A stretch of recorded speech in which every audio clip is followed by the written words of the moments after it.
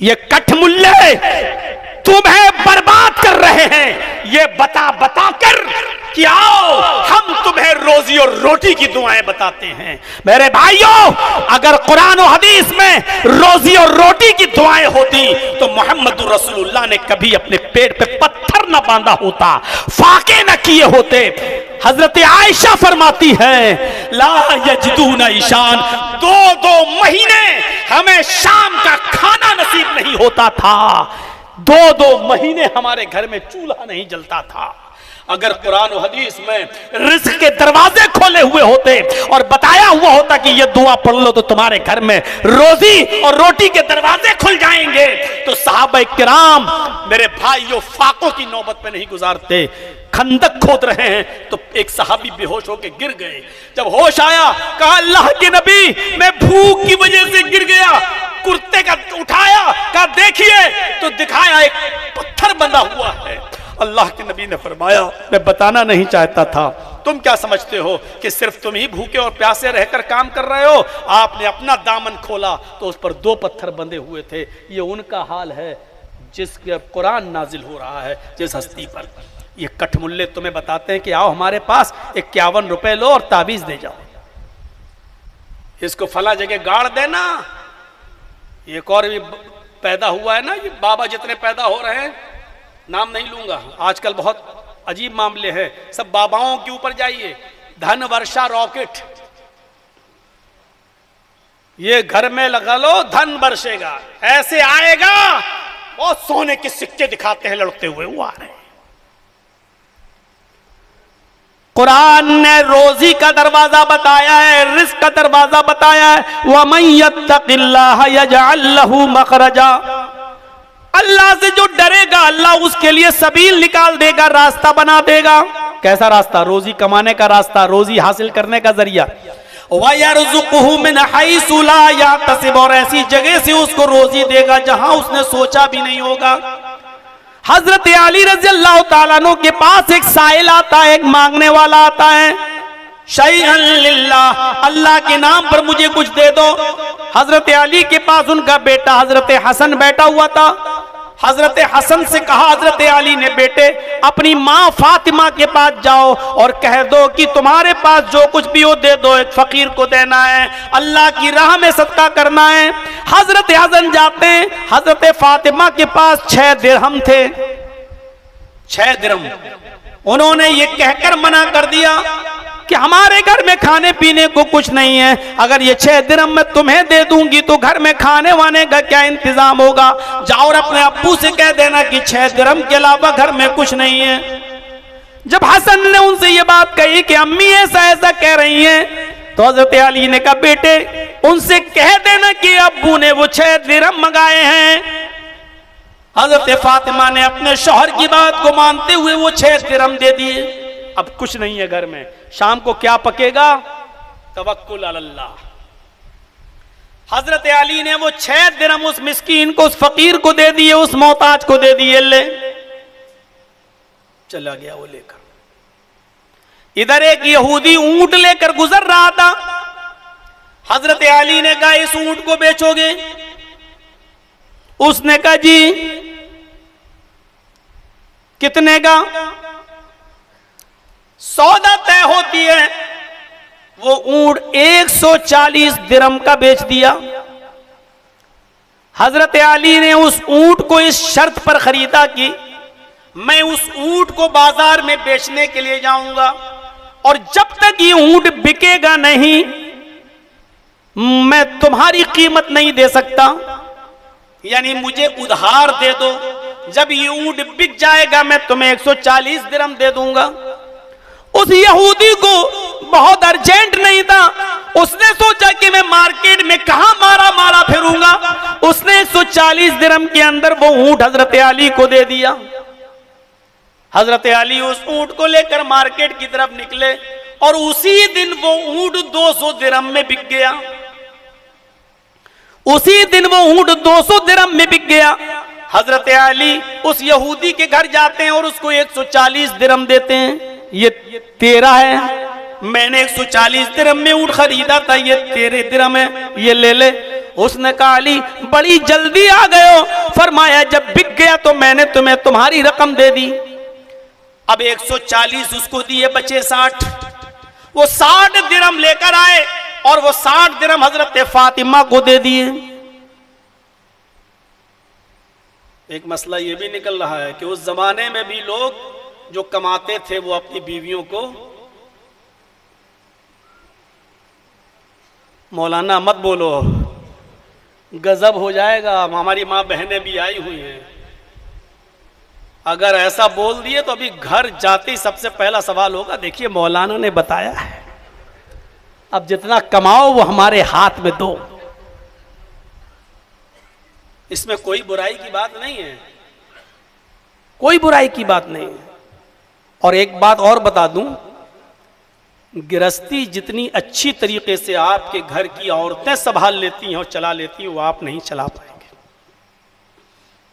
ये कोई बुरी बात नहीं है, दे देना चाहिए। अगर हाँ अब ऐसा ना हो कि वो जो दें और दूसरे ही दिन शॉपिंग में जाएं और 10,000 की जगह पर 40,000 की साड़ी खरीदें और ये खरीदें वो खरीदें और पता चला कि बेचारा आदमी मुंहफड़ है और दूसरे दिन इन्ना लिल्लाहि व इन्ना इलैहि राजिऊन पढ़ना पड़े।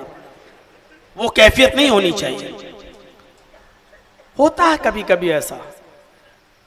और एक बार एक किसी जलसे में मैंने बोल दिया था कि कोई शौहर अगर अपनी बीवी को पूरा खर्चा नहीं देता, उसके बीवी और बच्चों का खर्चा नहीं अदा हो पाता, तो बीवी अपने शौहर की जेब से उतना पैसा निकाल सकती है जितने में उसका और उसके बच्चों का खर्चा चल सके। ये बता तो दिया मैंने, लेकिन यकीन मानिए कि सुबह उठते ही सबसे पहले 5,000 रुपए मेरी जेब से गायब हो गए।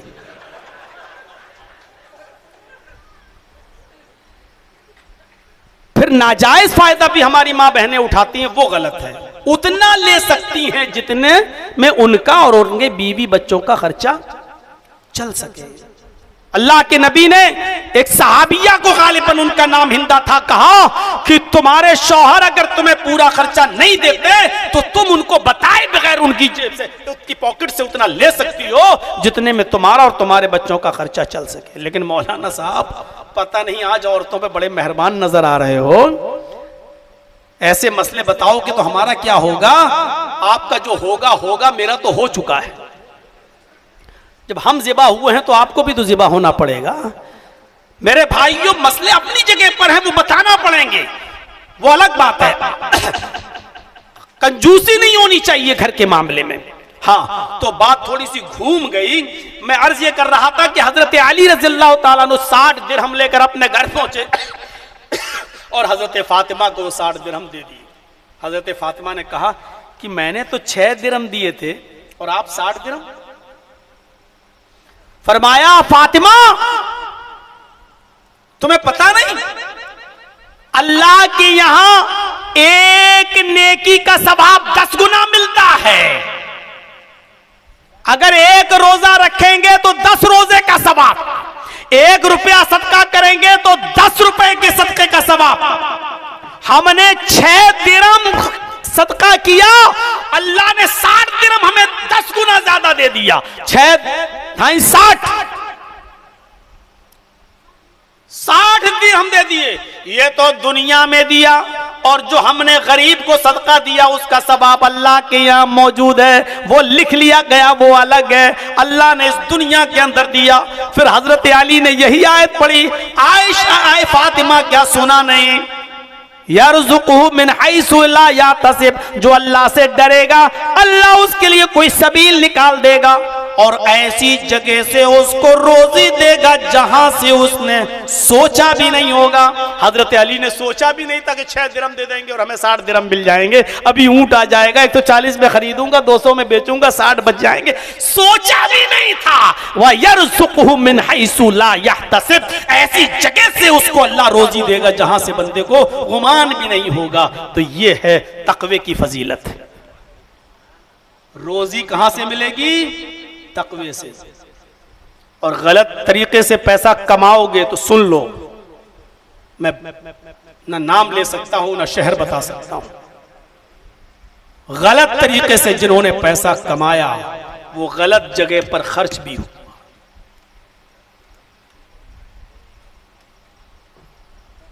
आपने नाजायज तरीके से अगर 40 लाख 50 लाख खर्च कर लिया, बड़े खुश हैं कि अचानक लॉटरी लग गई 40 लाख 50 लाख, और 1 महीने के बाद पता चला कि बेटे को ब्लड कैंसर हो गया। 1 महीने के बाद पता चला कि बीवी को ट्यूमर हो गया। 1 महीने के बाद पता चला कि आपकी छोटी बेटी को क्या बीमारी लग गई। अल्लाह आपके कर्मों की सजा का मतलब यह नहीं कि बच्चों को दे, लेकिन चूंकि वो आप ही की औलाद है इसलिए अल्लाह जानता है कि तुम्हें किस चीज से मजबूर किया जाए और किस चीज से तुम्हें तकलीफ दी जाए, वो अच्छी तरीके से जानता है। जिस औलाद की सबसे ज्यादा मोहब्बत, उसी औलाद को कैंसर हो गया। डॉक्टर ने कह दिया 50 लाख रुपए का खर्च है, लीजिए साहब, 40 कमाया था, 50 भुगतो, और फिर भी गारंटी नहीं है कि ये लड़का बिल्कुल ठीक ही हो पाएगा। हम अपना काम करेंगे, जिंदगी देना न देना ऊपर वाले के हाथ में है, लीजिए साहब। ये होता है। मैं खुद अपने चचेरे भाई का, फुफेरे भाई का जब इलाज कराने के लिए बॉम्बे ले गया, 11 साल तक उसके कैंसर का इलाज चला। मैंने ऐसे ऐसे मरीजों को देखा, ऐसे ऐसे माँ बाप को देखा जो बेचारे लाखों रुपया लिए हुए दौड़ रहे हैं कि डॉक्टर साहब जितना खर्च हो सके हो जाए, मेरे बेटे को बचा लीजिए, मेरी बेटी को बचा लीजिए। आंखों में उनके आंसू हैं, लेकिन डॉक्टर कह रहा है सॉरी, ले जाइए, 15-20 दिन आप इसकी जितनी खिदमत कर सकें। मेरी मेडिकल साइंस यहाँ के फेल हो जाती है। हाँ, 15-20 दिन की गारंटी दे सकता हूँ, इससे ज्यादा की नहीं। इससे ज्यादा अगर इसको जिंदगी मिल गई तो ठीक है, ऊपर वाले की मर्जी, लेकिन अब ये 20 दिन 25 दिन से ज्यादा नहीं। अब इसकी खिदमत कर लो, इसको घर ले जाओ। मेरे भाइयों, ये ऐसी जगह होती है और ये ऐसा मौका होता है जहाँ बड़े बड़े पैसों वालों का दिल, मेरे भाइयों, वो दौलत उनको नजर नहीं आती, पानी की तरह बह जाए, लेकिन मेरा बेटा बच जाए, मेरी बेटी बच जाए, ये मुकाफात अमल है। देख लीजिए, जिस मुल्क ने मासूम बच्चों को नहीं छोड़ा, अस्पतालों को नहीं छोड़ा, जो बच्चे बेचारे खाने की थालियों पर झपट झपट के खा रहे थे, उन मासूम बच्चों के ऊपर भी बम गिरा दिए और उनको भी आज इस सफे हस्ती से मिटा दिया कि फिलिस्तीन के अंदर अब कोई ऐसी जनरेशन पैदा ना हो सके। मलिया मैट कर दिया। आज वो किसी सुपर पावर के सामने कैसे भीख मांग रहा है, कैसे उसके दरवाजे पर कुत्ते की तरह नजर लगाए बैठा हुआ है कि ये हड्डियां हमारी तरफ डाल दे और हमारी तरफ से लड़े। ये मुकाफात अमल है। मासूम और बेकसूरों और मजलूमों पर अगर जुल्म करोगे तो तुम्हारे साथ भी ऐसा होगा, तुम्हें भी ये दिन देखना पड़ेंगे। मेरे भाइयों, सबक हासिल करो, सबक इबरत हासिल करो। ये दुनिया इबरत की जा है, अपने से ऊपर वालों की तरफ मत देखो। कभी ये मत देखो कि उसके पास इतनी बड़ी कोठी है, अब हमारे पास भी इतनी कोठी आ जाए। जब तुम्हें बड़ी बड़ी कोठियां नजर आए और ये दिल में ख्याल पैदा हो कि ऐसी एक कोठी हमारे पास भी हो जाए, तो फौरन बाजार की तरफ निकला करो। लंगड़े लूले और अपाहिज लोगों को देख लिया करो, उनके पैरों में चप्पल भी उनको नसीब नहीं है, तो उनकी तरफ देख कर ये क्या करो, अल्लाह तूने मुझे जिस हाल में रखा है तेरा शुक्र है। कम से कम ऐसा तो नहीं कि मैं लंगड़ा हूं, ऐसा तो नहीं कि मैं बैसाखी लेके चल रहा हूं। ला तनजुरू इला फौककुम, उनकी तरफ न देखो जो तुमसे दर्जे में ऊपर हैं, अमीर हैं। उन्जुरू इला मन हुवा अस्फला मिनकुम, उनकी तरफ नजर डाला करो जो दर्जे में तुमसे नीचे हैं, जो दर्जे में तुमसे कम है। मेरी माँ बहनों, शादियों में जाओ तो ये मत देखो कि कौन औरत कौन सा सूट पहन के आई, और अपने शौहर से मुतालबा करो, अपने शौहर से कहो कि देखो फला की बीबी, फला की बेटी ने इतना महंगा सूट पहना है, क्या आप मेरे लिए नहीं ला सकते? कम से कम उन गरीब औरतों की तरफ भी तुम नजर डाल लिया करो जिनका बाप अपनी बेटी को एक कपड़ा लाने के लिए, ईद पे एक कपड़ा पहनाने के लिए भी उसको अपने लिए पुराने कपड़े पहनना पड़ते हैं, तब जाकर वो अपनी बेटी को या अपनी बीवी को नया कपड़ा पहनाता है। उनकी तरफ भी नजर डाल के देखा करो। ला तनजुरू इला मन हुवा फौककुम, कितनी शानदार बात कही है मुहम्मदुर रसूलुल्लाह ने कि उनकी तरफ मत देखो जो ऊंचे हैं, उनकी तरफ देखा करो जो दर्जे में तुमसे नीचे हैं, जो तुमसे कमतर हैसियत रखते हैं। जब तुम उनकी तरफ देखोगे तो अल्लाह का शुक्र अदा करोगे। उनकी तरफ देखा करो। वमन यत्तकिल्लाह यजअल लहू मखरजा, जो अल्लाह से डरेगा अल्लाह उसके लिए मखरज, निकलने का रास्ता बना देगा। वयरज़ुक़हु मिन हैसु ला याहतसिब, और ऐसी जगह से उसको रोजी देगा जहां से उसने सोचा भी नहीं होगा, उसको वहम गुमान भी नहीं होगा कि मुझे यहां से रोजी मिलेगी। ये अल्लाह का डर अपनी जात के बारे में भी होना चाहिए। आपके नीचे भी बहुत से लोग काम करते होंगे, आप कोई ऑफिस में काम करते हैं, आपके नीचे भी कोई काम करता होगा, आप गाड़ी के मालिक हैं लेकिन ड्राइवर रखे हुए हैं, वो आपके नीचे काम करता है। आप अपने से नीचे वाले के साथ किस तरीके से पेश आए सोचो। मुहम्मद रसूलुल्लाह सल्लल्लाहु अलैहि वसल्लम की एक मिसाल मैं आपको देता हूं। आपकी लौंडी, काम करने वाली खादिमा आपकी, आप उसको आवाज दे रहे हैं, आप उसको आवाज दे रहे हैं और खुद अपने हुजरे में हैं। आपकी बीवी उम्मे सलमा आपके पास बैठी हुई है और अल्लाह के नबी का सर उम्मे सलमा की गोद में है। ऐसे आप लेटे हुए हैं और उम्मे सलमा की गोद पर, उनकी रान पर आपका सर है, और लेटे लेटे आपने अपनी लौंडी को आवाज दी। उसने सुन लिया लेकिन आई नहीं। आपने दोबारा आवाज दी, उसने दूसरी आवाज भी सुनी लेकिन आई नहीं। आपने फिर तीसरी आवाज दी, उसने तीसरी आवाज भी सुन ली लेकिन आई नहीं। अल्लाह के नबी ने अपनी बीवी से कहा, उम्मे सलमा से, उम्मे सलमा देखो तो जरा कहां चली गई, इतनी जोर जोर से मैं चीख रहा हूं लेकिन वो आ नहीं रही है, कहीं देखो कहां चली गई। हजरत उम्मे सलमा ने जैसे ही दरवाजा खोला, क्या देखती है, वो तो दरवाजे के बाहर ही बैठी हुई है और बकरी के बच्चे के साथ खेल रही है। छोटा सा बकरी का बच्चा था, उस बकरी के बच्चे के साथ वो खेल रही है। उम्मे सलमा ने कहा, क्या तूने नबी की आवाज नहीं सुनी? उसने कहा सुनी। फिर क्यों नहीं आई? कुछ नहीं बोली। चल, अल्लाह के रसूल बुला रहे हैं, चल। गई जी। अल्लाह के रसूल सल्लल्लाहु अलैहि वसल्लम से उम्मे सलमा ने कहा, गौर से सुनिएगा मेरी बात, उम्मे सलमा ने कहा, अरे अल्लाह के रसूल, इसने आपकी बात सुनी लेकिन फिर भी नहीं आई। अल्लाह के रसूल ने कहा, इधर आओ, क्या तुमने मेरी बात सुनी? मैंने आवाज दी, तुम्हारे कानों तक आवाज गई? उसने कहा जी मैंने सुना। आपने कहा मैंने फिर दूसरी आवाज दी, क्या उस आवाज को भी तूने सुना? उसने कहा जी दूसरी आवाज भी सुनी। आपने कहा मैंने तीसरी आवाज भी जोर से दी, क्या मेरी तीसरी आवाज भी तेरे कानों से टकराई? उसने कहा जी मैंने आपकी तीसरी आवाज भी सुनी। क्या पता चला? उम्मे सलमा ने कहा, अल्लाह के रसूल, इसने आपकी बात सुनी लेकिन फिर भी नहीं आई।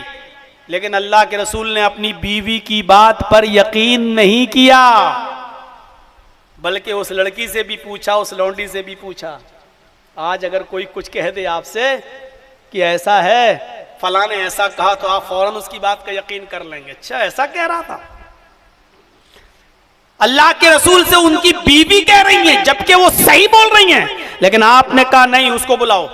क्या मेरी आवाज सुनी? यानी तहकीक कर रहे हैं। इसलिए हमारी और आपकी जिम्मेदारी बनती है इस मामले में। हमारी माँ बहन और कौम की बेटियां बड़ी कच्चे कान की होती हैं। उनको कोई कुछ कह दे कि फला ऐसा, वो आसमान सर पे उठा लेती हैं। अच्छा नहीं, बिना तहकीक के कोई बात नहीं करनी चाहिए। तहकीक कर लो पहले। तहकीक। हजरत उम्मे सलमा की बात अल्लाह के नबी ने नहीं माना। उस लौंडी से पूछा, उसने कहा मैंने आपकी तीनों आवाज सुनी। अल्लाह के नबी ने फरमाया फिर तुम क्यों नहीं आई मेरे पास? उस बांदी ने, उस लौंडी ने जवाब कुछ नहीं दिया, खामोश हो गई। इसलिए कि जवाब था ही नहीं। क्या बोलती? आवाज सुन रही लेकिन नहीं आ रही, सुस्ती नहीं आई। अल्लाह के नबी सल्लल्लाहु अलैहि वसल्लम ने जो मिसवाक कान में लगी हुई थी उस मिसवाक को निकाला। आपके मिसवाक कान में लगी रहती थी, ऐसे कान में लगाई और आप काम कर रहे हैं। अचानक जहां से अजान की आवाज आई आपने फौरन वो मिसवाक निकाली और आपने मिसवाक करना शुरू किया और फिर मस्जिद में चले गए और नमाज पढ़ाई इमामत की। मेरे भाइयों, मिसवाक से आपको बड़ी मोहब्बत थी। वो मिसवाक जो आपके कान में लगी हुई थी उस मिसवाक को कान से निकालो और अपनी उस लौंडी को सजा देने के लिए उस मिसवाक को ऐसे उठाया जैसे मान लो मेरे भाइयों ये मिसवाक है, ये कान में लगी हुई है। इस मिसवाक को निकाला और आपने ऐसे करके उस लौंडी के ऊपर ऐसे उसकी पीठ की तरफ मारना चाहा। एक मिसवाक उसको मारना चाहा सजा के तौर पर। हजरत उम्मे सलमा कहती हैं अल्लाह के रसूल इसको सजा दीजिए, इसको मारिए। अगर आपने इसको आज छोड़ दिया तो ये सर पे चढ़ जाएगी। अगर आज इसने आपकी बात नहीं मानी और आपने छोड़ दिया, आपकी आवाज सुनकर नहीं आई, अगर आपने इसको नजरअंदाज कर दिया तो ये सर पे चढ़ जाएगी और फिर ये कभी नहीं आएगी। ऐसे मनमानी बना लेगी, आदत बना लेगी। इसको सजा दीजिए। अल्लाह के नबी ने मिसवाक निकाली और उसको मारना चाहा। वो मिसवाक उठाई और मारना चाहा, आधी दूर तक ले गए। मिसवाक आपके कांधे और उस लोंडी के कांधे के बीच तक पहुंच गई। ऐसे बस ये कांधा है और यहां तक मिसवाक पहुंची और आपने उस मिसवाक को रोक लिया और अपने कान में लगाते हुए उस लौंडी से कहा जाओ, चल हट, जाओ जाओ चलो। जब वो लौंडी जाने लगी तो अल्लाह के नबी से पूछा उम्मे सलमा ने, अल्लाह के नबी ये मिसवाक जब आपने उठाई ली थी तो क्यों नहीं मारी? आपको ये मिसवाक उसको मारना चाहिए था। जब सजा दे रहे थे तो आपने रोक क्यों ली? उम्मे सलमा जब ये कह रही थी तो अल्लाह के नबी की आंखों में आंसू थे। पूछा अल्लाह के नबी मैं पूछ रही हूं और आप रो रहे हैं। फरमाया उम्मे सलमा मैंने वो मिसवाक मारने के लिए निकाली और मारने का इरादा भी कर लिया। मेरे हाथ में तेजी थी और वो मिसवाक उसको मैं ताकत से मारने वाला था, लेकिन यकायक मेरे दिल में ये ख्याल आया, आए मोहम्मद सल्लल्लाहु अलैहि वसल्लम, ये मिसवाक जो तू इस लड़की को आप मार रहे हैं, ये मिसवाक का मारना, इसकी दी हुई तकलीफ कहीं उसकी सजा से बढ़कर ना हो जाए। आप जो उसको मार रहे हैं ऐसा ना हो कि उसकी गलती से ज्यादा उसकी ये सजा हो जाए, उतनी बड़ी उसकी गलती ना हो और आपकी सजा उसकी गलती से बड़ी हो जाए। लौलल कूद लऔजातु की बिहाज़त सिवाक, ये है बुखारी शरीफ की हदीस के अल्फाज। मैंने मारना चाहा लेकिन ये सोच कर रोक लिया कि मेरी सजा उसकी गलती से ज्यादा ना हो जाए। अगर मुझे ये डर ना होता तो इस मिसवाक से मैं इसे मारता, लेकिन इस डर से रोक लिया कि मेरी मार गई उसकी गलती से ज्यादा ना हो जाए और ये लड़की कल कयामत के दिन अल्लाह के दरबार में मेरे खिलाफ मुकदमा दायर न कर दे और अल्लाह से इंसाफ का मुतालबा न कर ले। इसलिए मैंने इस लड़की को नहीं मारा कि मेरी सजा कहीं इसकी गलती से ज्यादा ना हो जाए। ईमानदारी के साथ अपने दिलों में झांको और जमीरों को टटोलो और फैसला करो कि आप अपने से नीचे काम करने वालों के साथ यही सलूक करते हो। अगर उसने एक गाली दी तो आप 10 गाली देते हैं। अगर किसी ने आपको एक थप्पड़ मारा तो आप उसको 4, 5, 10 थप्पड़ मार के लतियाते हैं। क्या आपकी दी हुई सजा उसकी गलती से ज्यादा नहीं हो जाती है? अगर किसी ने आपको एक बार उल्टा सीधा बोल दिया तो आप उसकी बहन, माँ और पता नहीं पूरे खानदान तक पहुंच जाते। हम गौर करें कि अपने मातहत लोगों के साथ हमारा क्या सलूक है। तकवे से हमारी जिंदगी कितनी खाली है। हमारे रहन सहन में भी तकवा होना चाहिए। क्या ये तकवा है हमारी जिंदगियों के अंदर? अल्लाह के नबी कह रहे हैं लौलल क़ूत लअौजअतुकी बिहाज़ा सिवाक, अगर मुझे अल्लाह के सामने जवाब का डर न होता और मेरी दी हुई सजा कहीं तेरी गलती से ज्यादा ना हो जाए, इस बात का डर ना होता, तो मैं इस मिसवाक से तुझे मारता, लेकिन नहीं मार रहा हूं। जा, क्या है ये? वही तकवा है जिस तकवे ने नबी को रोक दिया। अच्छा, कायनात में सबसे ज्यादा अफजल कोई शख्सियत है तो वो है मुहम्मदुर रसूलुल्लाह सल्लल्लाहु अलैहि वसल्लम। कायनात की अफजल तरीन हस्ती मुहम्मदुर रसूलुल्लाह सल्लल्लाहु अलैहि वसल्लम। और मुहम्मदुर रसूलुल्लाह के बाद अगर किसी का मकाम सबसे बुलंद और सबसे ऊंचा है तो वो हस्ती है अबू बकर सिद्दीक रज़ी अल्लाह ताला अन्हु की। लेकिन अबू बकर सिद्दीक की हालत क्या है जरा देखिए। हजरत अबू बकर सिद्दीक अल्लाह के नबी से पूछ रहे हैं, अल्लाह के नबी से कह रहे हैं, और अल्लाह के नबी सल्लल्लाहु अलैहि वसल्लम मुझे कोई ऐसी दुआ बताओ, आए अल्लाह के रसूल मुझे कोई ऐसी दुआ बताइए जिस दुआ को पढ़कर मैं अपने गुनाहों की माफी मांगू, अपने गुनाहों की माफी मांगू। ये कौन कह रहा है? अबू बकर सिद्दीक। अबू बकर सिद्दीक से भी गुनाह हो सकते हैं? इतना मुत्तकी और परहेजगार आदमी। हदीस में आता है कि वो उनकी तोंद, पेट का जो हिस्सा था वो थोड़ा बाहर निकला हुआ था। तोंद यानी थोड़ी बाहर निकली हुई थी मोटापे की वजह से। वो लुंगी जब अपने पेट पर बांधते थे तो सरक कर वो टखनों से नीचे आ जाया करती थी, ऑटोमेटिकली टखनों से नीचे आ जाती थी। वो बांधते थे ऊपर, लेकिन वो मोटे होने की वजह से नीचे आ जाती थी, सर जाती थी। और अल्लाह के नबी सल्लल्लाहु अलैहि वसल्लम मस्जिद में खुतबा दे रहे हैं, कयामत के दिन अल्लाह उस आदमी पर रहमत की नजर नहीं डालेगा, उस इंसान पर, उस मर्द पर, उस मोमिन पर, उस मुसलमान, उस मर्द के ऊपर रहमत की नजर नहीं डालेगा जिसका पायजामा, जिसकी लुंगी टखने से नीचे होगी। जिसका पायजामा, जिसका लुंगी, जिसकी टखने से नीचे होगी। टखना जानते हैं ना? ये जो आपकी ये जो हिस्सा है ये टखना कहलाता है। इससे नीचे जिसका भी पैंट, लुंगी, पैजामा टखने से नीचे होगा, अल्लाह कयामत के दिन उसके ऊपर नजर रहमत नहीं डालेगा। अबू बकर सिद्दीक रो रहे हैं, आंखों में उनके आंसू हैं। जब अल्लाह के नबी ने खुतबा खत्म किया और जब नमाज हुई और बाहर निकले तो पूछा, अबू बकर तुम क्यों रो रहे थे? फरमाया, अल्लाह के नबी मैं कैसे बताऊं, मैं थोड़ा मोटा हूं और लुंगी जब बांधता हूं तो मैं जानबूझकर नहीं, वो लुंगी मेरे मोटापे की वजह से सरक कर नीचे आ जाती है और टखने से नीचे पहुंच जाती है, फिर मैं ऊपर कर लेता हूं, फिर वो सरक कर नीचे आ जाती है। अल्लाह के नबी, क्या कयामत के दिन अल्लाह उन लोगों पर नजर रहमत नहीं डालेगा जिनके पैजामे, लुंगियां टखनों से नीचे होंगी? मुझे डर है कि कयामत के दिन अल्लाह रब्बुल आलमीन कहीं मुझसे भी अपनी नजर न फेर ले।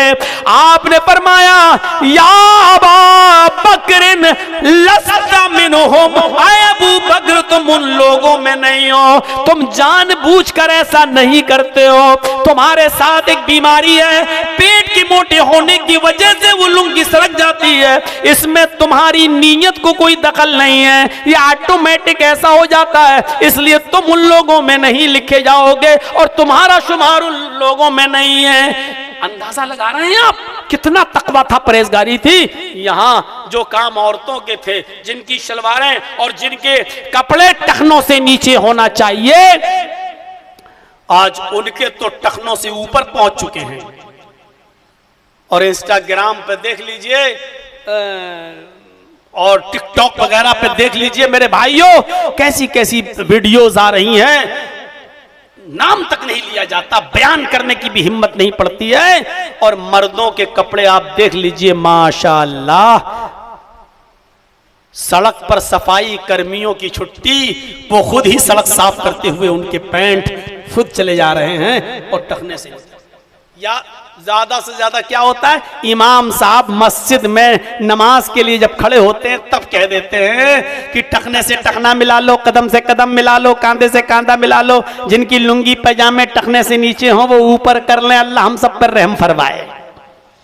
जो काम 24 घंटे का है, जो काम 24 घंटे का है, उसको नमाज के वक्त क्या उठाया, यहां से घुरस लिया, यहां से समेट लिया, अल्लाहु अकबर, बस हो गया। बस यहां तक आज हमारे टखने और पैजामे लुंगी ऊपर रहने लगे, वरना और जब निकले तो फिर नीचे। अबू बकर सिद्दीक का हाल ये कि पूछ रहे अल्लाह के नबी मुझसे, मुझे ऐसी दुआ बताइए कि जिस दुआ को पढ़कर मैं अपने गुनाहों की माफी मांगता रहूं। तो अल्लाह के नबी सल्लल्लाहु अलैहि वसल्लम कह रहे हैं, अय अबू बकर तुम ये दुआ पढ़ते रहा करो। कौन सी दुआ बतला रहे हैं हजरत अबू बकर सिद्दीक? सुनिए, अल्लाह के नबी उनको एक दुआ बतला रहे हैं। अय अबू बकर तुम उठते बैठते चलते फिरते इस दुआ को पढ़ते रहा करो, अल्लाहुम्मा इन्नी ज़लमतु नफ्सी ज़ुल्मन कसीरा वला यग़फिरुज़्ज़ुनूबा इल्ला अंता फ़ग़फ़िरली मग़फ़िरतम मिन इंदिका वरहमनी इन्नका अंतल गफ़ूरुर रहीम।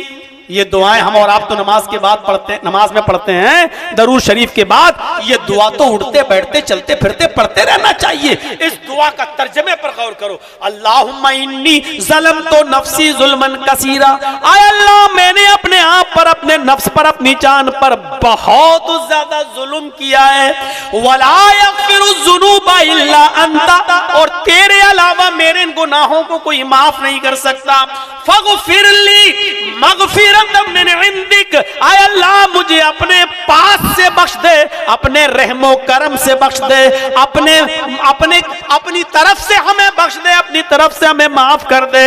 फ़ग़फ़िरली मग़फ़िरतम मिन इंदिक वरहमनी इन्नका अंतल गफ़ूरुर रहीम, और मेरे ऊपर रहम फरमा, बेशक यकीनन तू बहुत बड़ा बख्शने वाला और रहम करने वाला है। ये दुआ पढ़ा करते थे अबू बकर सिद्दीक, यानी वो कहते थे अल्लाह मैंने अपने नफ्स पर बहुत ज्यादा जुल्म किया है, मैंने अपने आप पर बहुत बड़ा जुल्म किया है, और मेरे गुनाहों को तेरे अलावा कोई माफ नहीं कर सकता। अबू बकर कह रहे हैं मैंने बहुत बड़ा जुल्म किया है। हम और आपकी हैसियत क्या है? अबू बकर कह रहे हैं अल्लाह मेरे इन गुनाहों को बख्श दे। ये अबू बकर दुआ पढ़ रहे हैं, हमें और आपको कितना ज्यादा अल्लाह से अपने गुनाहों की बख्शिश मांगनी चाहिए। ये था तकवा। तकवा जानते हो किसे कहते हैं? ओफो, एक वाकया दिल करता है आपको सुना दूं। मेरी माँ बहनें आई हैं, वो भी सुन लें, क्योंकि ये वाकया औरत से जुड़ा हुआ है। हजरत उमर फारूक रात में गश्त कर रहे हैं कि कौन खाया, कौन सोया, कौन नहीं खाया, किसके घर में चूल्हा जला, किसके घर में नहीं। हजरत उमर अक्सर ये रात में पता लगाते थे मजबूर कौन है, किसकी मजबूरी बेचारे की, जो घर से बाहर निकालने पर मजबूर। रात में निकले, गश्त करते करते करते करते एक गली से गुजरे, और उस गली में एक झोपड़ी थी, वहां दो औरतों की आवाज आ रही थी। एक उम्रदराज औरत थी और एक लड़की थी, एक मां थी और एक बेटी थी। गरजदार आवाज मां की अपनी बेटी से कहती है बेटी उठो। बेटी ने कहा मैं तो कब की उठ चुकी हूं मां, मैंने तो तहज्जुद की नमाज भी पढ़ ली। मां ने कहा बेटी मौका अच्छा है, जिन बकरियों का दूध तूने दोहा है और सुबह के कस्टमर आएंगे, ये दूध ले जाएंगे। अच्छा मौका है कि इस दूध में तुम पानी मिला दो। मां अपनी बेटी से कह रही है, बेटी दूध में पानी मिला दो, ताकि सुबह जब कस्टमर दूध खरीदने के लिए आए तो दूध थोड़ा बढ़ जाए और हमें ज्यादा इनकम हो जाए। उधर बेटी ने गरजदार आवाज में कहा, मां, अमीरुल मोमिनीन उमर फारूक की मुनादी हो चुकी है। उनके कासिद ने ऐलान कर दिया है कि अमीरुल मोमिनीन का हुक्म है कि जिसने भी दूध में पानी मिलाया और पकड़ा गया उसको सख्त से सख्त सजा दी जाएगी। मां ने फिर कहा, बेटी दूध में पानी मिला दो, अगर ये सब सोचोगी तो तू बैठी रह जाएगी, तेरी शादी भी नहीं होगी। बेटी ने कहा, नहीं, उमर फारूक की मुनादी हो गई और हम पकड़े गए तो सख्त सजा मिलेगी मां। उस औरत ने, मां ने फिर जवाब दिया, बेटी इस वक्त ना उमर देख रहा है ना उमर का लश्कर, कोई नहीं देख रहा है, अच्छा मौका है, तुम दूध में पानी मिला दो। हजरत उमर झोंपड़ी से कान लगाकर दोनों की गुफ्तगू सुन रहे हैं। मां कहती, बेटी ना उमर देख रहा है ना उमर का कोई बंदा, उमर का कोई आदमी, उमर का कोई फर्द, उमर का कोई लश्कर, कोई नहीं देख रहा है, जाओ जल्दी दूध में पानी मिलाओ। और बेटी ने इसका जो जवाब दिया, उस जवाब से उमर फारूक भी बहुत खुश हुए। बेटी ने कहा, मां, उमर नहीं देख रहा है तो क्या हुआ, मां, उमर को पता नहीं तो क्या हुआ, उमर का रब तो देख रहा है, उमर का अल्लाह तो देख रहा है, उमर के रब को तो पता है ये अच्छा काम नहीं है। मां, मैं दूध में पानी नहीं मिला सकती, रब से कोई नहीं छिपा। इसको कहते हैं अकीदा रखना कि अल्लाह देख रहा है। एक हमारा अकीदा है, शराब भी पिए अल्लाह देख रहा है, जुआ भी खेले अल्लाह देख रहा है, लॉटरी के टिकट भी खरीदे अल्लाह देख रहा है, एक दूसरे के हक भी मार अल्लाह देख रहा है। ये औरत लड़की क्या कहती है, मां, अरे उमर नहीं देख रहा तो क्या हुआ, उमर का रब तो देख रहा है। हजरत उमर ने अपने साथी से कहा, इस मकान नंबर को नोट कर लो। उसने मकान नंबर नोट किया और आगे बढ़ गए हजरत उमर। सुबह हुई तो अपने दरबार खिलाफत में मां और बेटी दोनों को बुलाया। मां बेटी दोनों आई। हजरत उमर फारूक ने कहा, ए बुढ़िया, कितना पानी मिलाया था दूध में रात में? सटपटा गई। कहा, अमीरुल मोमिनीन एक बूंद भी नहीं। कहा, नहीं, कल तुम कह रही थी।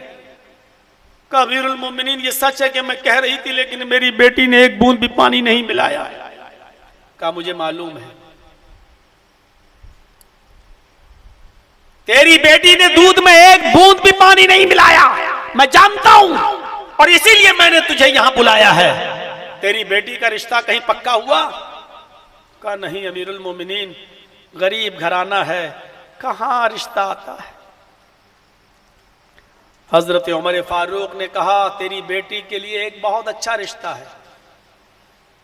कहा, आप मजाक कर रहे हैं अमीरुल मोमिनीन, मेरी बेटी के लिए कोई रिश्ता नहीं है। कहा कि उमर अपने बेटे का पैगाम देता है तुझे तेरी बेटी के रिश्ते के लिए। क्या तुझे अपनी बेटी का रिश्ता मेरे बेटे को मंजूर है? कहा, अमीरुल मोमिनीन ये मजाक मत कीजिए।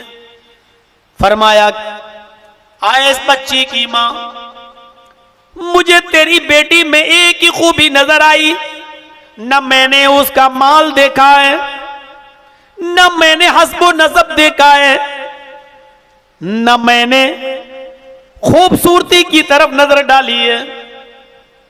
हमने सिर्फ तेरी लड़की की दीनदारी देखी है, तेरी लड़की का ये हौसला देखा है जो उमर से नहीं उमर के रब से डरती है। और कल तेरी बेटी के ये जुमले मुझे बहुत भागे, मां उमर नहीं देख रहा तो क्या हुआ, उमर का रब तो देख रहा है।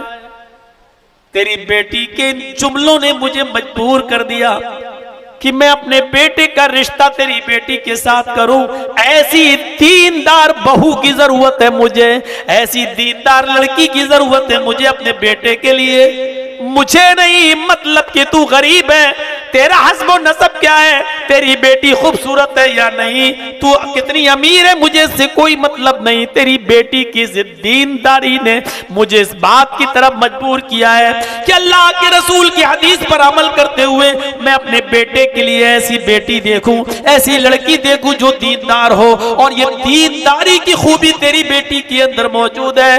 नौजवानों तुम क्या देख रहे हो, और मेरे साथियों तुम क्या देख रहे हो, और ये हाजी नमाजियों तुम अपनी औलाद के लिए कौन सी बेटियों और कौन सी बहुओं को लाना चाह रहे हो। जरा अपने समाज और मुआशरे पर भी तो गौर करो। तकवे का ताल्लुक इस चीज से भी है कि हम अपने बेटे के लिए क्या चीज देखें और कौन सी लड़की देखें। एक शख्स आता है और कहता है, अमीरुल मोमिनीन, मेरा बेटा मेरा कहना नहीं मानता है और बड़ी मेरी नाफरमानी करता है। हजरत उमर ने उसके बेटे को बुलाया, अब कोड़ा निकाला और कहा कि मैंने सुना है कि तू अपने बाप की बड़ी नाफरमानी करता है। उसको खूब डांटा, फटकारा। जब बेटे को डांट चुके तो वो लड़का बोला, अमीरुल मोमिनीन बस हो गया, जितना समझाना था आपने समझा लिया, अब मैं भी कुछ बोलूं। कहा क्या बोलना चाहते हो?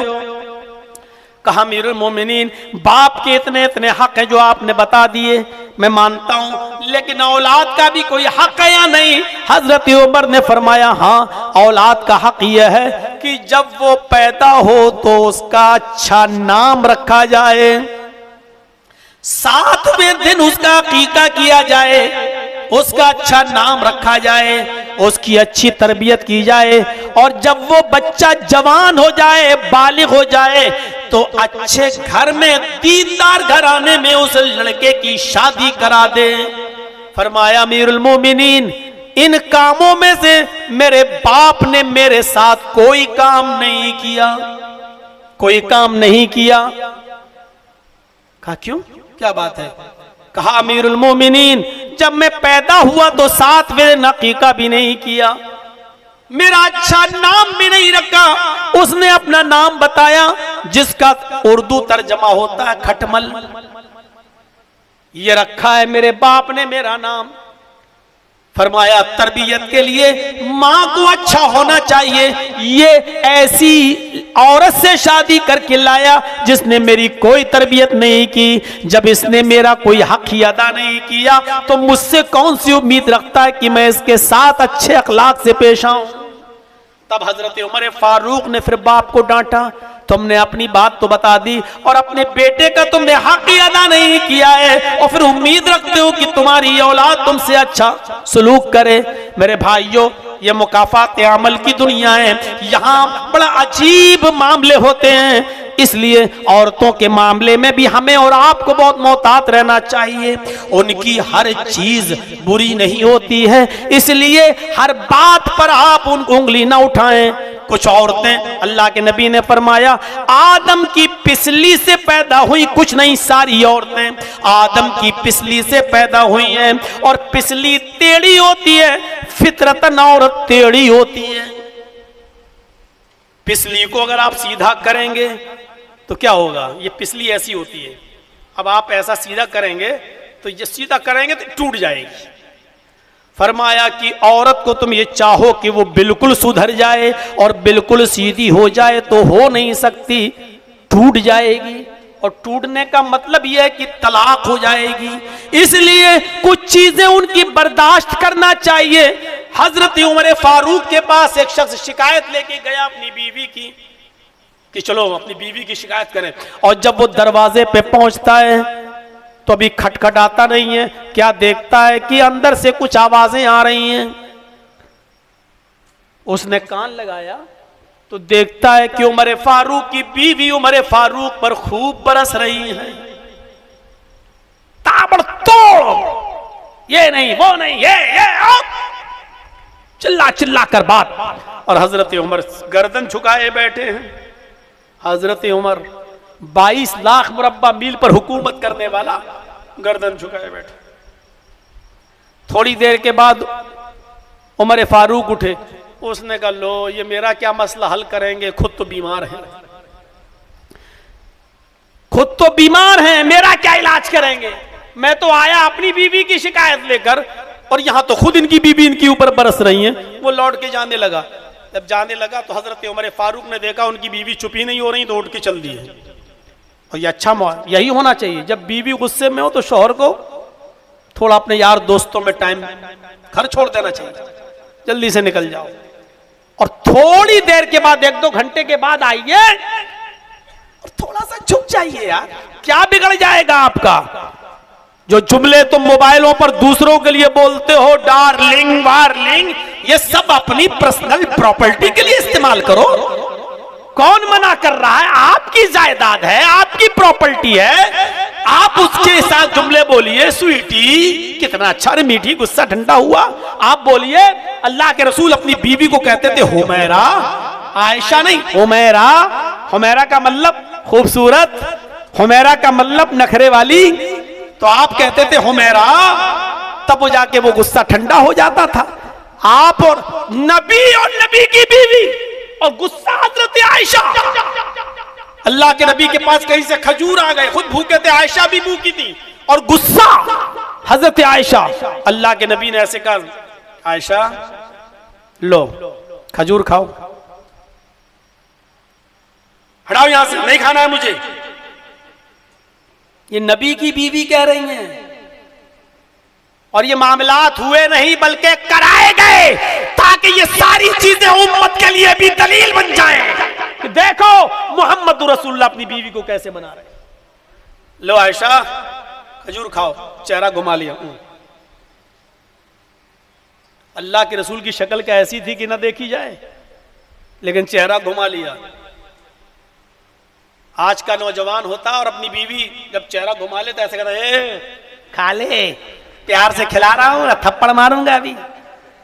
आज का अगर आदमी होता तो यही करता, खा ले, चल मैं ही झुक गया हूं, ले ले खा, चल ज्यादा नखरे मत दिखा। ये कोई अंदाज होता मनाने का? सीखो। अल्लाह के रसूल सल्लल्लाहु अलैहि वसल्लम ने ऐसे पकड़ के नहीं कहा ले नहीं आयशा खाओ, नहीं। आपने प्याला लिया जिसमें खजूर थे, उड़ के वहीं गए जहां चेहरा था, जैसे तवाफ कर रहे हो, उठे, लो ना आयशा खाओ, मुझे नहीं खाना, अब इधर मुंह कर लिया। फितरत है औरत की, इस फितरत को नहीं बदल सकते हो तुम। अब अल्लाह के नबी उस तरफ से आए, तीसरी तरफ, आयशा ज्यादा नहीं कहलवाते, अल्लाह को भी पसंद नहीं है, शैतान खुश होता है मियां और बीवी की लड़ाई देखकर, चलो गुस्सा थूको। और आपने फिर कहा चलो कुली बिस्मिल्लाह, अल्लाह का नाम लेकर खाओ। पढ़िए बुखारी, कुली बिस्मिल्लाह, आयशा चलो लो अल्लाह का नाम लेकर शुरू करो। तब हजरत आयशा ने भी ज्यादा नहीं कहलवाया, बस फौरन एक खजूर उठाई, फिर भी ताना मारा। देखिए फितरत होती है औरत की। क्या कह रहे हैं? अल्लाह का नाम लेकर खाओ। ऐसा लगता है जैसे इससे पहले मैं अपने बाप का नाम लेकर खाती थी, बिस्मिल्लाह कहा और खाना शुरू कर दिया। ये थी मियां और बीवी की मोहब्बत और ये था मनाने का अंदाज। आज तलाकों की नौबतें इसलिए आ रही है कि तू मुंह चलाएगी, मैं तो उससे छोटा नहीं, मैं तुझसे छोटी नहीं। यहां पर मामले बिगड़ते हैं सीरियल देख देख कर और ड्रामे देख देख कर। सास भी कभी बहू थी, कितना चला ड्रामा, कितनी नौटंकियां चली, अलिफ बाबा अलिफ लैला, क्या क्या चले। आज भी ड्रामे देख देख कर औरतें उसी अंदाज पर हो गई हैं। मेरी माँ बहनों, सीरत फातिमा पढ़ो, सीरत आयशा पढ़ो, सीरत खदीजा पढ़ो, ये तमाम चीजें पढ़ा करो। जब मोहम्मद रसूलुल्लाह को पत्थर मारे जा रहे हैं, सर से खून गिर रहा है, सर से खून टपक रहा है, और हजरत खदीजा रज़ी अल्लाह ताला अन्हा जो ओढ़नी ओढ़े हुए उसी ओढ़नी को फाड़ रही है और उसी से मोहम्मद रसूलुल्लाह का सर साफ करती जा रही है। और अल्लाह के नबी कह रहे हैं खदीजा लक़द खशीतु अला नफ्सी, मुझे अपनी जान का डर लगता है कहीं मेरी जान न चली जाए। तो हजरत खदीजा ढारस बनाते हुए कहती है नहीं नहीं, आपके ऊपर कैसे जान का खतरा हो सकता सकता है। इन्नका लतसिलुर रहीम व तहमिलुल कल्ला व तक्सिबुल मादूम व तक़रिज़ ज़ैफ़ व तुईनु अला नवाइबिल हक़। आप तो रिश्तेदारियों को जोड़ते हैं, आप तो मजबूरों का और मोहताजों का और बेकसों का काम करने वालों का बोझ अपने सर पर लाते हैं। वह तक़सिबुल मादूम, आप तो जिनके पास कुछ नहीं होता मेहनत कर करके कमा कर लाकर उनको खिला देते हैं। वह तक़रिज़ ज़ैफ़, आपके घर से कोई मेहमान खाली पेट नहीं जाता है। वह तुईनु अला नवाइबिल हक़, आप तो रास्ता भटके हुओं को रास्ता दिखा देते हैं। जिसके अंदर इतनी अच्छी खूबियां हो उसको मौत कैसे आ सकती है, वो अपनी जान को कैसे डर रहा, उसके ऊपर शैतान और जिन्नात का असर कैसे हो सकता है। अंदाजा लगाइए आप मेरे भाइयों, गौर करो। हजरत खदीजा जो नबी अकरम से उम्र में 15 साल से ज्यादा बड़ी हैं, जब 25 साल की उम्र में शादी की अल्लाह के नबी ने, तब खदीजा थी 40 साल की।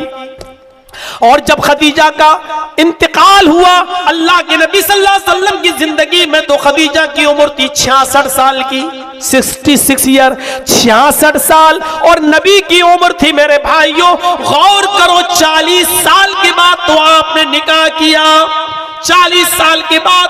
और जब खदीजा 66 साल की हुई, यानी 26 साल नबी के साथ रही शादी के बाद, 25 साल से लेकर 25 साल की उम्र से लेकर 26 साल, यानी जोड़ लिए 25 और 25, 50, 51। जब अल्लाह के नबी 51 साल के हुए, तब हजरत खदीजा इस दुनिया से इंतकाल कर गई 66 साल की उम्र में, 66 ईयर। 66 साल की थी खदीजा और 51 साल के थे मुहम्मदुर रसूलुल्लाह।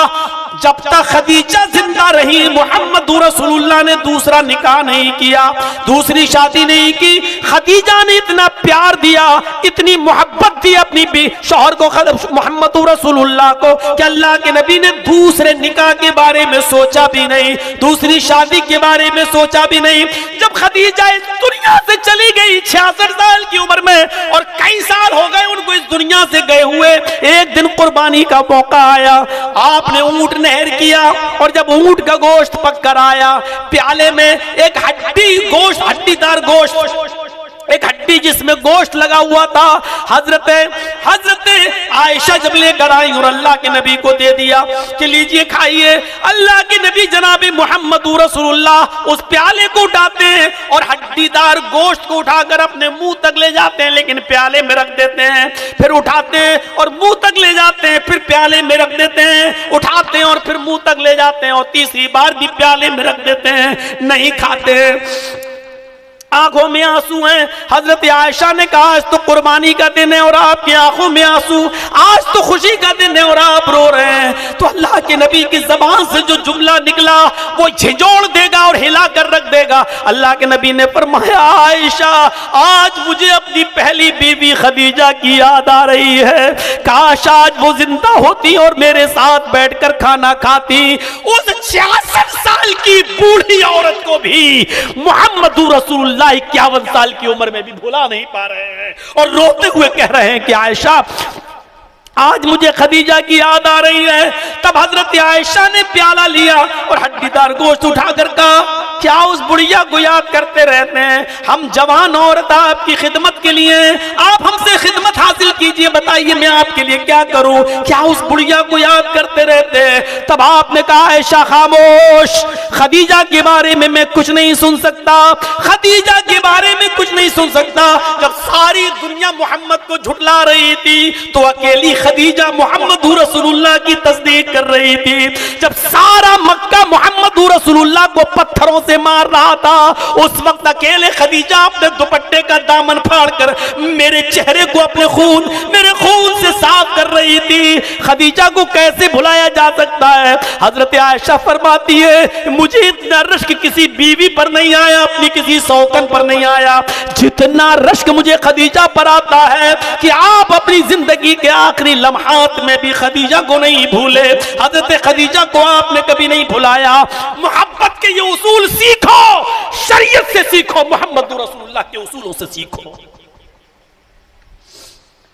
मेरे प्यारे साथियों बहुत आसान है सुन लेना, लेकिन मुझे मालूम है कि अमल करना बहुत मुश्किल है। फिर आइए उसी चीज पर लास्ट में, हजरत उमर फारूक ने उस लड़की के साथ अपने बेटे की शादी कराई। कहां चली गई दीनदारी? क्या देख रहे हैं आज हम और आप? ना लड़का लड़की में दीनदारी देख रहा है और ना लड़की लड़के के अंदर दीनदारी देख रही है। और इसीलिए खमियाजे दोनों को भुगतना पड़ रहे हैं। तकवा यहां से होता है कि हजरत उमर इब्ने अब्दुल अजीज जिनकी खलीफा हैं और जिनकी बीवी के पेट में बच्चा है, हमल है, और 4 दिन से उसको खाना नहीं मिला है, पानी पी पी कर गुजारा कर रही है। एक दिन अपनी लौंडी से कहती है, उमर इब्ने अब्दुल अजीज की बीवी, तुम्हारे मालिक तो कुछ देंगे नहीं खाने पीने को, तनख्वाह पता नहीं कब मिलेगी, ऐसा करो कि तुम बैतुल माल चली जाओ और जाकर थोड़ा सा दूध ले आओ, एक प्याला। अगले महीने जब मुझे राशन मिलेगा तब मैं एक प्याला दूध वापस कर दूंगी, उधार ले आओ।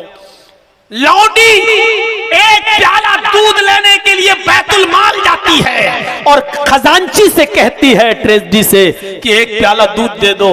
उमर इब्ने अब्दुल अजीज अमीरुल मोमिनीन की बीवी हमल से हैं और 4 दिन से भूखी हैं। हकीमों ने कह दिया है कि अगर वो कुछ खाएंगी नहीं तो उनके पेट का बच्चा मर सकता है। उस पेट के बच्चे को बचाना है जो अमीरुल मोमिनीन की अमानत उनके पेट में पल रही है, लिहाजा उस बच्चे को बचाना जरूरी है। एक प्याला दूध दे दो। खजांची ने जल्दी से एक प्याला दूध दे दिया, कल लेके जाओ। और जैसे ही उमर इब्ने अब्दुल अजीज की लौंडी एक प्याला दूध रात के अंधेरे में लेकर आती है और उमर इब्ने अब्दुल अजीज की बीवी के पास पहुंचती है। उमर इब्ने अब्दुल अजीज कुएं के पास बैठकर तहज्जुद की नमाज पढ़ने के लिए वुजू बना रहे हैं।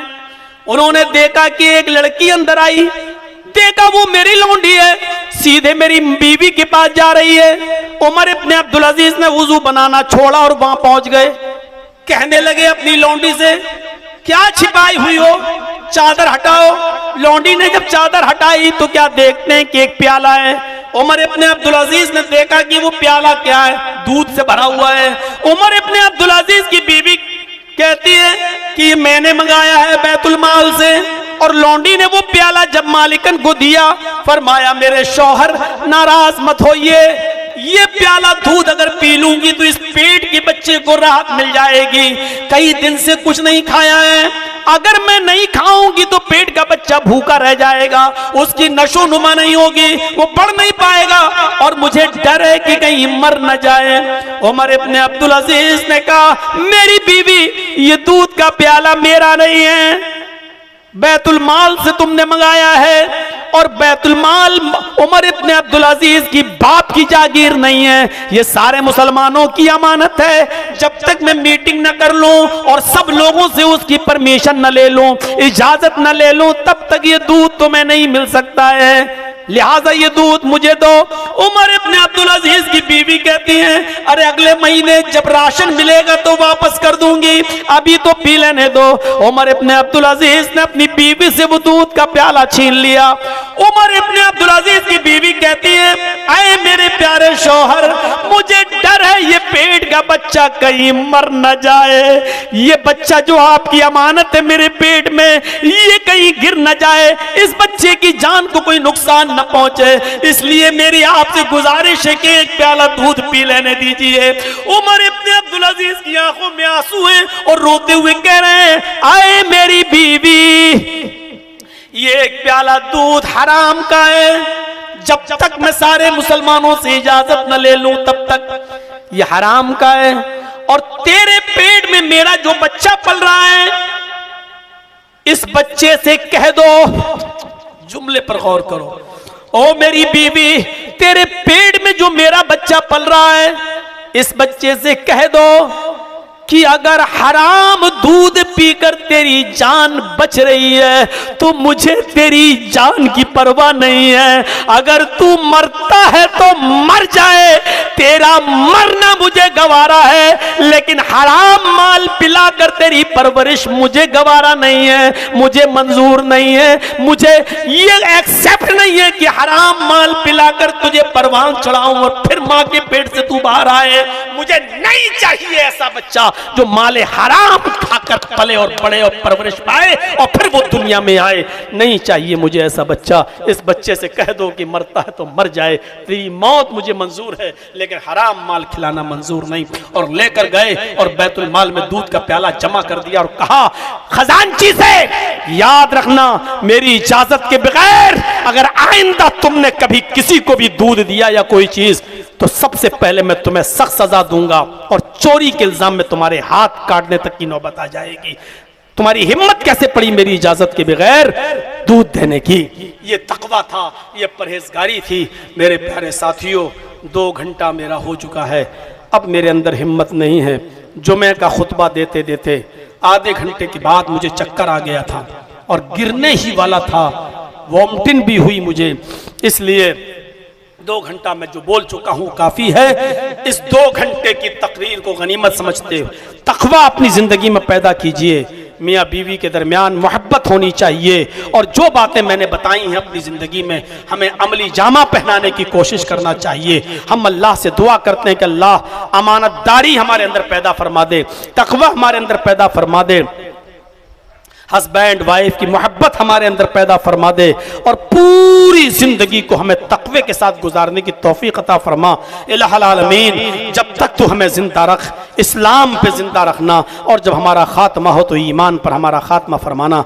वमा अलैना इल्लल बलागुल मुबीन व आखिरु दावाना अनिल हम्दुलिल्लाहि रब्बिल आलमीन। अस्सलामु अलैकुम व रहमतुल्लाहि व बरकातुहू।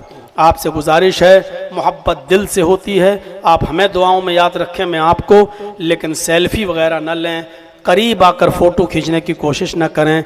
ये सब चीज़ें मेरे भाइयों बिला ज़रूरत है, और बिला ज़रूरत किसी भी चीज़ को खींचना और अपने मोबाइल में कैद करना इस्लाम इसकी शरन इजाज़त नहीं देता है। ज़रूरत के तहत तो ठीक है, लेकिन जब कोई ज़रूरत न हो तो ऐसी चीज़ नाजायज़ हुआ करती है। मुझे उम्मीद है कि आपने किताब और सुन्नत पर मबनी बातें सुनी।